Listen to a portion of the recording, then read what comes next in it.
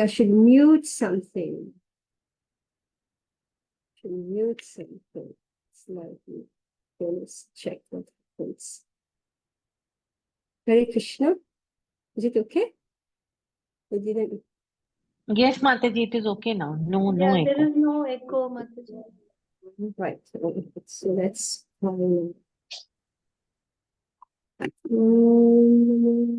Bhagavate Vasudevaya. Om Namo Bhagavate Vasudevaya. Om Namo Bhagavate Vasudevaya. Narayanam Namaskritya Naram Chaiva Narottamam Devim Saraswatim Vyasam Tato Jayam Mudirayet Nashtaprayeshu Bhadreshu Nityam Bhagavata Sevaya Bhagavati Uttama Shloke Bhaktir Bhavati Naishtike Om Gyanatimirandhasya Gyananjana Shalakaya Chakshurunmilitam Yena Tasmai Shri Guruve Namaha Shri Chaitanya Manobhishtam Sthapitam Yena Bhutale Swayam Rupa Kadam Mahyam Dadati Swapadantikam Vandeham Shri Guru Shri Yuta Padakamalam Shri Gurun Vaishnavamscha Shri Rupam Sagrajatam Sahagana Raghunatham Vitam Tam Sajivam Sadhaitam Savadhutam Parijana Sahitam Krishna Chaitanya Devam Shri Radha Krishna Padan Sahagana Lalita Shri Vishakhanditamscha He Krishna Karuna Sindhu Dina Bandhu Jagatpate Gopesha Gopika Kanta Radha Kanta Namastite Tapta Kanchana Gaurangi Radhe Vrindavaneshwari Vrishabhanu Sute Devi Pranamami Hari Priye Vanchakalpatarubhyascha Kripa Sindhuvya Evacha Patitanam Pavanebhyo Vaishnavebhyo Namo Namaha Jai Shri Krishna Chaitanya Prabhu Nityananda Shri Advaita Gadadhara Shivasadi Gaura Bhakta Vrinda Hare Krishna Krishna Krishna Hare Hare Hare Rama Rama Rama Hare Hare Namo Vishnupadaya Krishna Pisaya Vitali Prabhupada Kriya Shri Girirajaya Swami Subhaktara Daras Bihavidam Bhaktivyas Chatmadayini Namo Vishnupadaya Krishna Pisaya Vitali Shrimate Bhaktivedanta Swami Niti Nami Namaste Saraswati Devi Gauravani Pacharani Nirvishesha Srinivadi Paschatmadeshatarani Mukham Karoti Vacharam Parvum Nandayate Guru Yaktipatam Hindandi Shri Guru Dena Taranam Hare Krishna. So welcome back to our reading and study of Bhagavad Gita, chapter 13, text 16. So now this is a description of the super soul.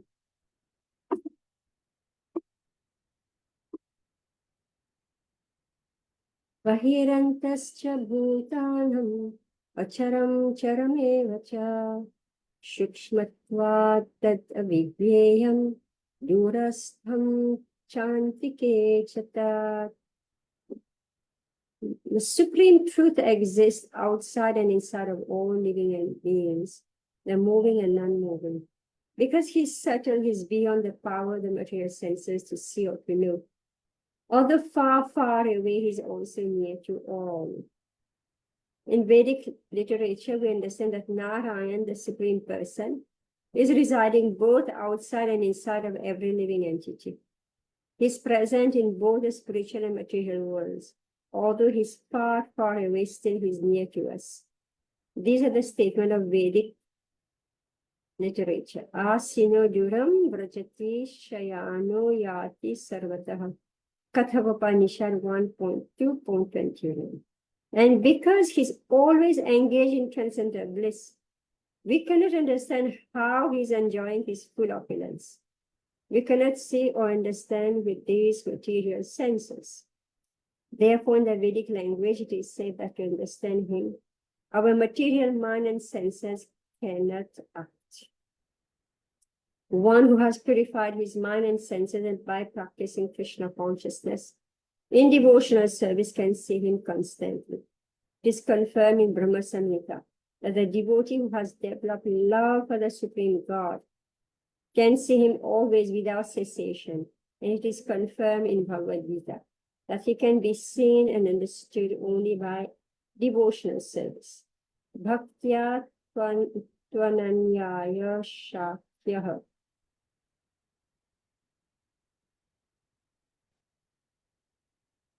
Is it clear? It's clear?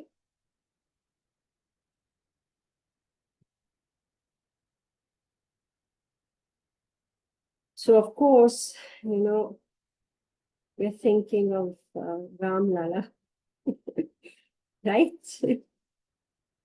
How he has become manifested, right? So he was always there. It's not that he wasn't there, right? He's always there. But, Mataji, Mataji, lot of youngsters have been asking this, that if the deities were so powerful, then why was the temple destroyed and why was it non-existent all these centuries? so this paragraph here is explaining that actually he was always there. Right? That's why he came back. Right? He was always there. So Narayan is residing both outside and inside of every living entity. He's present both in the spiritual and material worlds, although he's far, far away, still he's near to us, So he went away, but he never left, right? Like I think maybe I mentioned it, I didn't know there's no temple of Ram in Ayodhya. I didn't know, because it was like Ram was always there. Is it true? Meaning it's not like dependent on that structure. Ram is always there, always there. That's how we know him. It's not that suddenly, we're putting up a figure there and you say this figure's name is Ram and you must believe in him and you must worship him, right? That's not what we are doing. You understand this? Right? It's always there.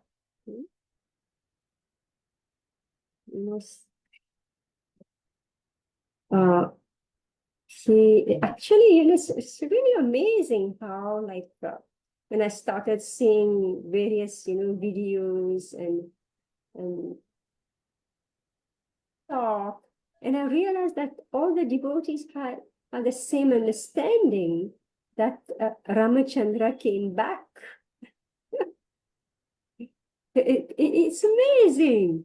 We never discussed it. We actually never discussed, but from all, even the songs, that we're singing, he has come back, right? Like he went and, Vanvas, and he came back, right? All the sampradayas also came together. All the sampradayas, the different sampradayas, then for Ram, all of them came together. Yeah. Everybody. Yeah. So the Supreme Person is residing both outside and inside of every living entity. He's present in both the spiritual and material world. So in the material world, so Prabhupada said that your material senses is not seeing him, right? So it's like the material senses no longer saw the temple, but the heart kept Ram. Isn't it? The name of Ram is known everywhere. Isn't it? It's not anybody. Mataji, see, I mean, I'm just talking about my personally, this Ram temple has impacted me a lot because I really felt very happy. So he was always there, and a lot of people said, why you're rejoicing so much? He was always there, and why it was so important now temple has come. But I felt that he's returned, he's come back, and gave a very good sense of confidence, and felt as if now Ram has come, and all this while Ram was there, but now actually felt that he's come to protect us. I don't know. Yeah. Yeah, it's like he like Ram here we see he's residing both outside and inside of every living being entity. He's present in both the spiritual and material worlds. Right? So Ram is eternal, he's eternally in the spiritual world, but he was not manifested in the most important part of the material world, just like Vrindavan, right? Vrindavan means the abode of Braj, Golok Vrindavan, that become manifest on earth as Gokul Vrindavan. So similarly, Ayodhya is the original Dham, right? That's the eternal Dham of Ramachandra. So Ramachandra left behind his dham, but he was not visible. His memory, his name, like we say, that Krishna exists through his name. This also, can we take this also as his lila, that his temple was away, not manifested for 500 years, and now he's again regained? Oh, well, what to do, in Krishna Lila, Kamsa is always after Krishna, right? Krishna took birth because of Kamsa, right? And Krishna was always persecuted. And Ramchandra also, he took birth because of Ravan, right? So Ravan's company always exists, right? Right? His associates are always there. So in this material world, that's why it's not a good place. Why would Ram come in this horrible material world? So paritranaya sadhunam vinashaya chadushkritam, right? So because we are here, that's why poor Ram, he has to come, right? Otherwise, what does he have to do here? It's not his place. So therefore, by nature, those who are in this material world, they're antagonistic to Ram, to Krishna, to Vishnu. That's the nature. So naturally, they destroy again and again. We don't want Krishna, right? How much Krishna has been attacked, right? Krishna has been the most persecuted, right? Persecuted. Ram, he went out to get Ravan, right? He actually went out to get Ravan. And then he back to Ayodhya. But those who don't like him, they thought that by destroying the structure, that Ram will disappear, but Ram didn't disappear. Right? Ram stayed in the hearts of the devotees. He stayed in his name and the Dham itself.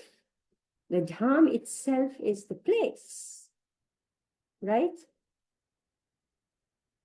So although he's far, far away, still he's near to us. So he's far away, he like not visible to us. So everybody knows Ayodhya Dham.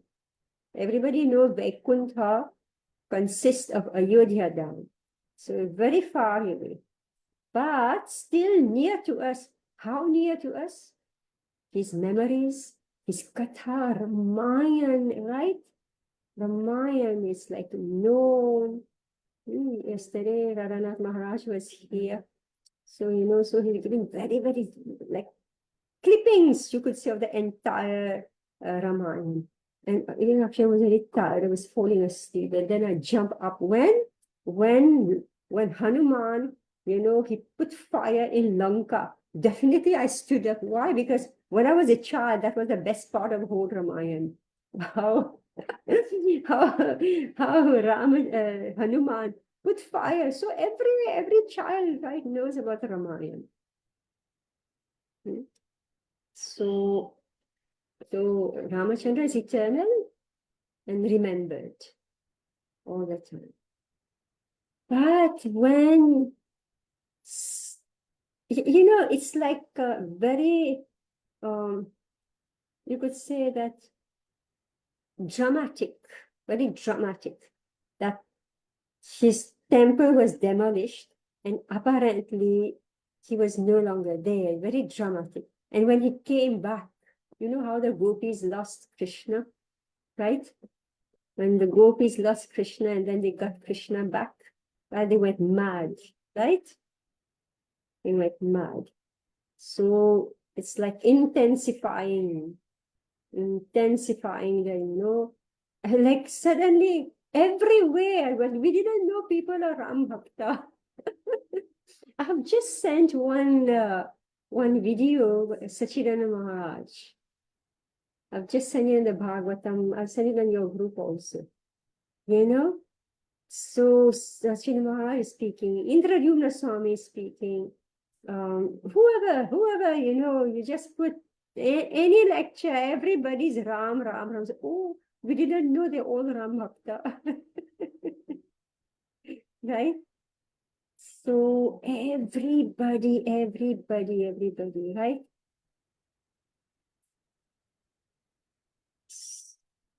So because Ram Chandra has been kept alive, his memories have been kept alive. That's why he came back in Ayodhya, because that's his original abode. Are you able to follow this? Right? Although because he's always engaged in transcendental bliss, we cannot understand how he's enjoying his full opulence. We cannot see or understand with these material senses. But the Ram Bhakta, they always saw the temple. Because time is such a thing that the next generation forgets. Gradually, yes, there was a building there. If it was just a building, there was a building there. And then, the next generation, oh yeah, my grandfather said there was a building there. See how they had to dug up to find those remnants of the temple, right? Nobody was seeing the temple, but because the generation after generation they kept seeing that there is a temple of Ram there. It passed on from generation to generation. This is what kept the memory of Rama temple. All right, it passed down. Right? But that's so easy, How old is your house? Is it 500 years old? Who will remember? 5, 6 generations stayed in your house. Who has a house like this? That 5, 6 generation is still there. Right? People move on and they forget, they sell their property, they go here and there, 5 generations or more, everything is lost. But this one, no, not lost. Why? Because this is the original abode of the Lord, never lost. And how much, like they fought for it.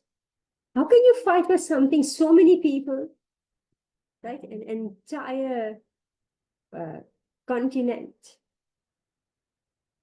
Right? Wanting that back. How is that possible if Ram was not God? Who would care? Right? This is one of the opulence of the Lord. One of the 6 opulences of the Lord. Right? Rama could never be forgotten. The most famous, right? Fame is one of the opulence of the Lord. So Ram is so famous. His place is never forgotten. And when he came, who wants to put one man on a pedestal, right? It can only be God. That everybody unites that this one personality, right? We're discussing now the definition of God. We are proving that Ramachandra is God. All right? Otherwise, everybody is envious of each other. So how come this one personality, everybody, like single-minded, accept, yes, Ram. Right? So he must be God. Because, unfortunately on YouTube here and there, everybody is speaking of Ram, but everybody gives their own version of Ram. So they say Ram was an ordinary person, like Prabhupada writes even in Bhagavad Gita. Ram was an ordinary person, but he was given the position of, divine. So Prabhupada writes somewhere, that's the first chapter of Bhagavad Gita. So he writes that some people think that Krishna is just an ordinary human being, but special. So same thing with Rama, right? So is that possible? For one person, the entire world of worshippers of Rama say, no, our Ram, right? So he must be God. Because by nature, we are envious of each other. So if we are all agreeing that this one person deserves to be worshipped, he has to be God.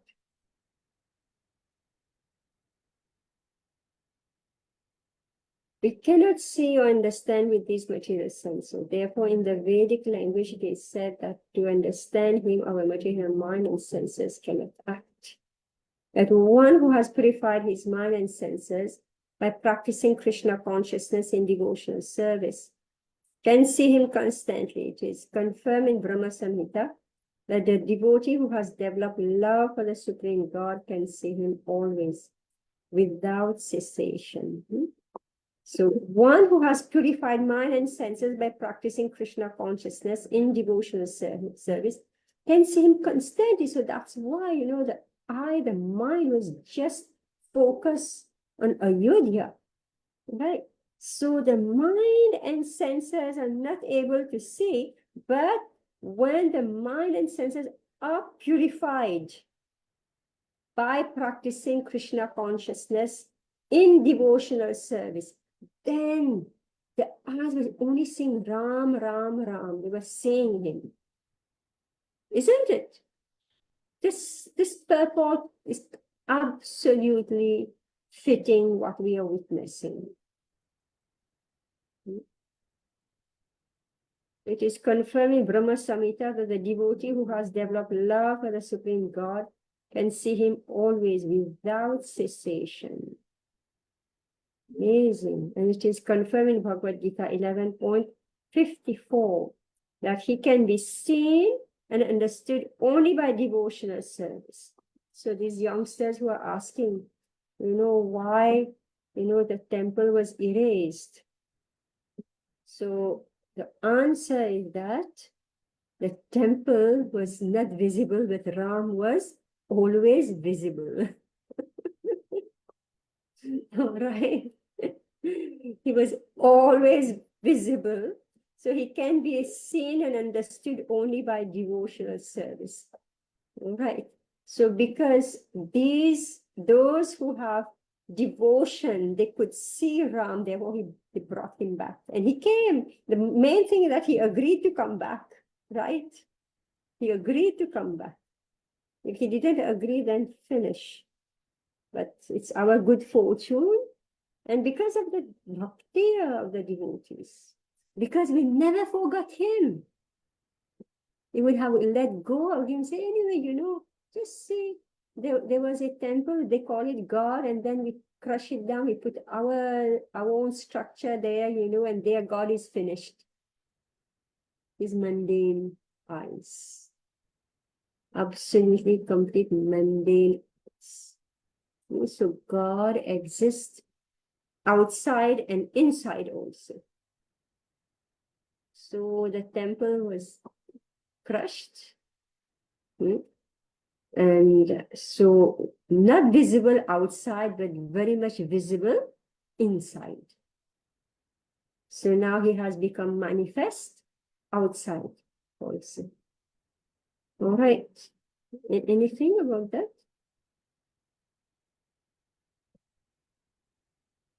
Yes, Ashwini. No, Mataji, very, very good explanation.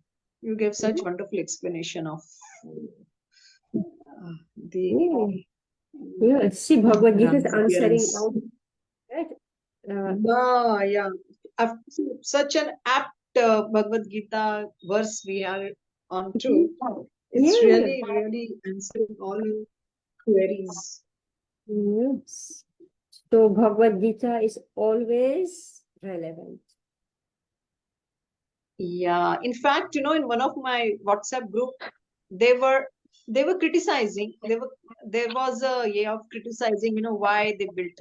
And I could reply to it, and I wanted to reply last 2-3 days. I'm thinking, what should I reply? Now I'll reply on this based on this Bhagavad Gita verse that he's there. Yeah. Now you heard everything. Yes, Mataji. Actually, Mataji, I feel it is also like, when the Lord wants his service, then he manifests outside, just as Radha Ras Bihari did, right? First he was under the tent, and then, because he needed, now we have an opulent temple. The same is with. The devotee called him. Hmm. The devotees called him. Hmm. Not that he need anything. The devotee called him and then he comes. So if we don't call him, he won't come. Why should he come?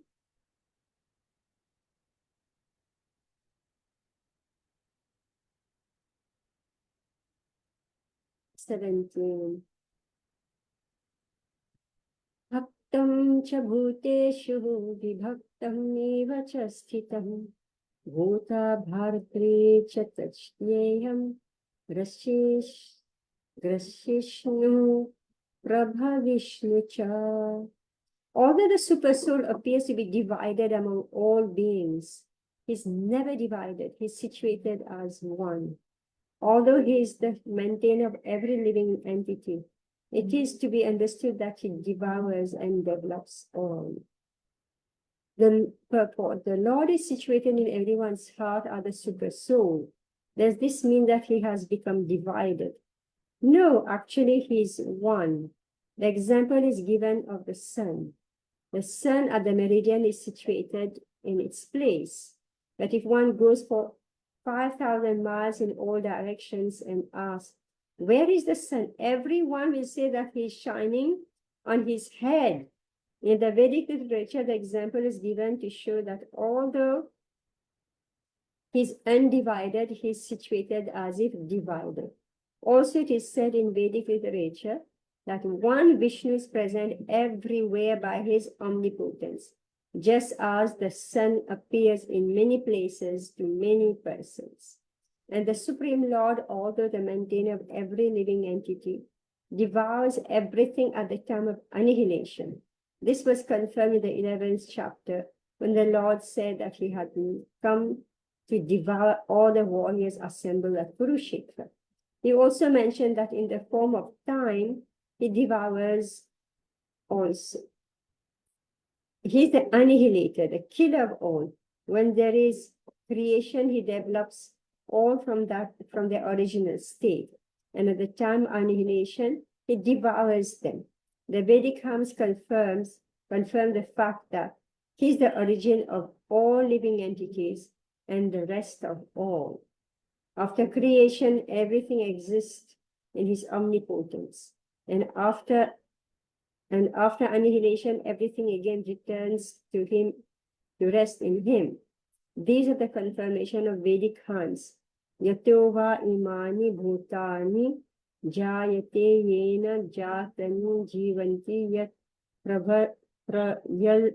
prayanti abhisham vishanti tad brahma tat vijjigyashasva Taittiriya Upanishad. So again, questions coming everywhere. Somebody, I just read one paper. So a question was asked. There are 700,000 temples in India. What's the big deal about one more? All right. What's the big deal? So here the answer is given. The Lord is situated in everyone's heart at the super soul. All right. So this one supreme Lord, all right, this one supreme Lord, he's like divided, right? He's visible in 700,000 temples. All right. But it is the same one, right? It's the same one deity who is being worshipped in all these. And then this same one now is visible in his original abode. Because again come the same point. Just like the super soul becomes manifested outside. We have to read the story of Dhruva Maharaj, right? Dhruva Maharaj. So he was meditating, he was seeing the super soul inside, and then he saw the same Vishnu outside. It's like that.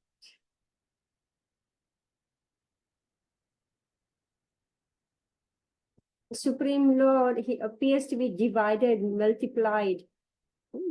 Amazing. See, just see. The point is that there cannot be a separation between what we read in the book and what we witness in life. Otherwise, it doesn't make sense. And that's why in some philosophy, it seems that theory and practical don't match.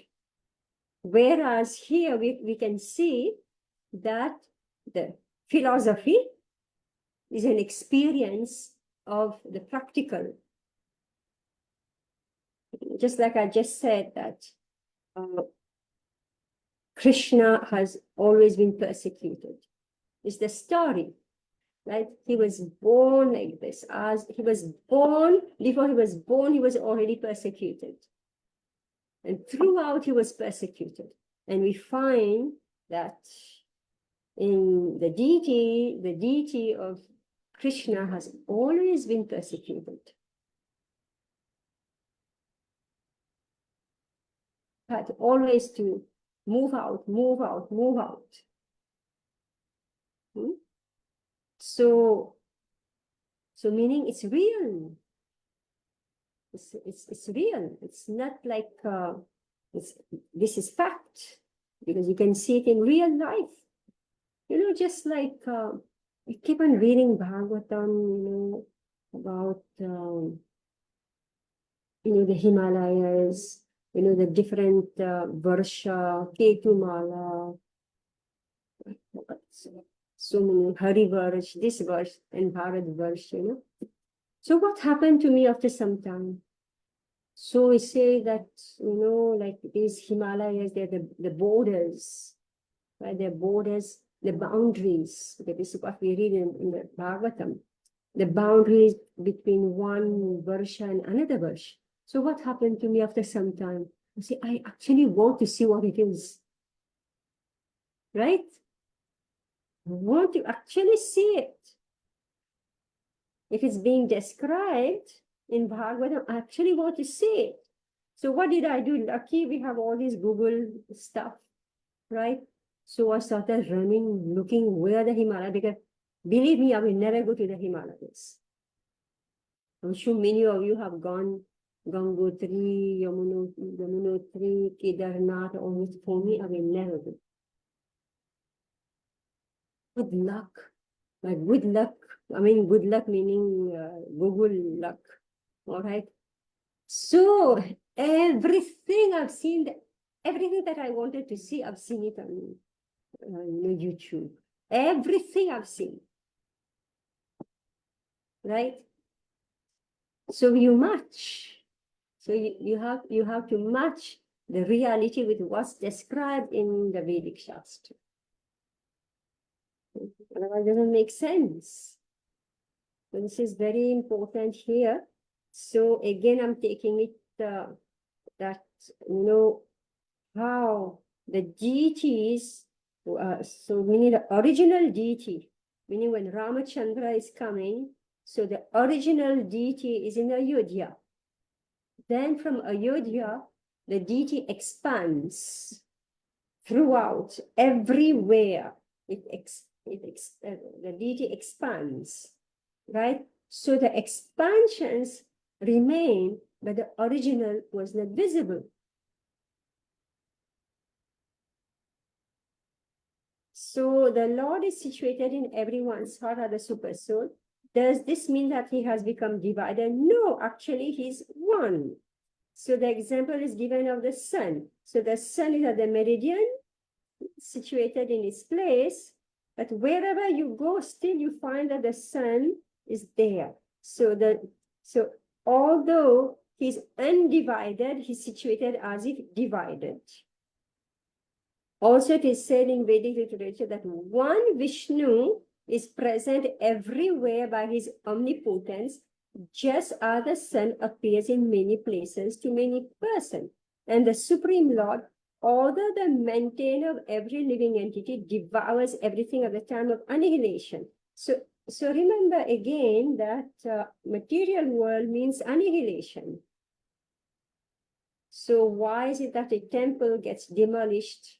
This is due to the influence of time, because it's made of matter, right? The temple is made of matter. Even the deities, like we find Jagannath, I don't know, every 14 years or so, 12 or 14 years, the deity has to be changed, right? Because it's perishable. So wooden deities change after, I don't know, so many years. Stone deities, they last for a long, long time. So this is why usually the deities were made in solid stone. Marble is very fragile. Marble breaks. But stone deities. Very interesting. So he develops all from their original state, and at the time of annihilation, he devours them. So meaning that when the material elements are annihilated or dismantled, you could say, not annihilated, but dismantled, then the structure is not visible anymore. Like this entire creation, all temples 100% one day will vanish. It's for sure, because the structure is made of the 5 elements, right? So 100%, all temples will get dismantled.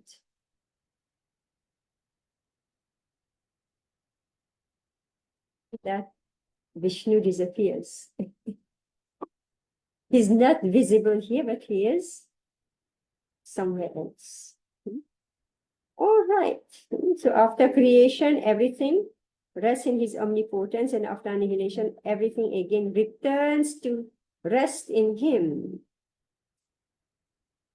Yeah, anyway, so see, deity is visible and understood only by what Prabhupada wrote here.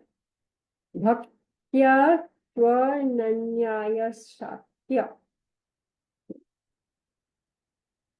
Krishna can be understood, can be seen and understood only by devotional service. So this is what it is. All right, so unexpected class, isn't it? We didn't know we were going to discuss Ramchandra. We had another idea. No, it was well timed. Very Yeah. good. We discussed this. This is a very hot issue. Well, you see, Yes. actually, our mind is tuned towards Ramchandra. So any verse will pick. Yeah, We're going to true, see true, him. true. We're going to see him. Yeah, Yeah, Anupama. it is really a very momentous thing for entire India and all the um, Ram Bhaktas. Very, very big thing. And Yeah, that's why it is. I read one historian, like he was like shocked, super shocked that the temple came back. Because he's saying that in Oh, history, yeah, was super shocked. He's a historian. I posted it somewhere. Because he was saying that a temple or any, like religious place that's destroyed never come back. So, oh, yeah. So he said this is a regular occurrence in the world when one group will come and they will demolish and establish their own structure. So what happened, that particular community will vanish and accept, that the latest one. So how is it that this is like again sprouting up? Like shit under the earth, and again it's sprouting up. How is that possible? So he said that this means that there will be some major, major change in the world. This is how yes, he. Mataji, even I feel now. Yeah, yeah. Sorry. Yeah, that's how he interpreted it. The historian who says, and like he's like fascinated to know what will happen now.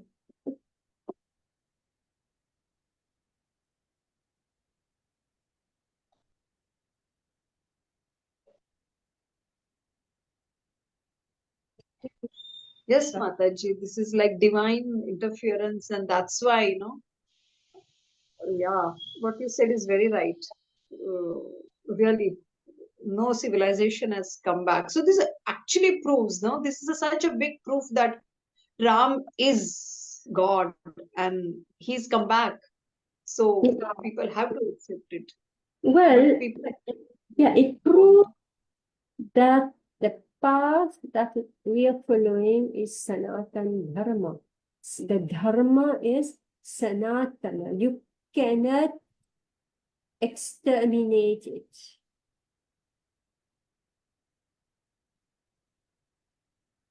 Like when there is conquest, they want to simply annihilate that particular, the identity of that nation. That's the idea of conquest. But it cannot be.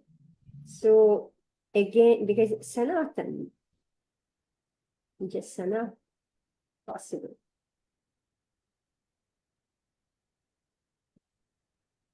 yeah, What is eternal cannot be removed. we are very fortunate, Mataji. Yeah, not maybe forgotten, maybe we may deviate from it, we may forget about it, but it can be revived.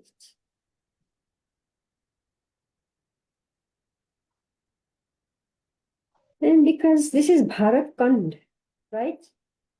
We say Bharat Varsh, Bharat Kand, the root of Bharat Varsh.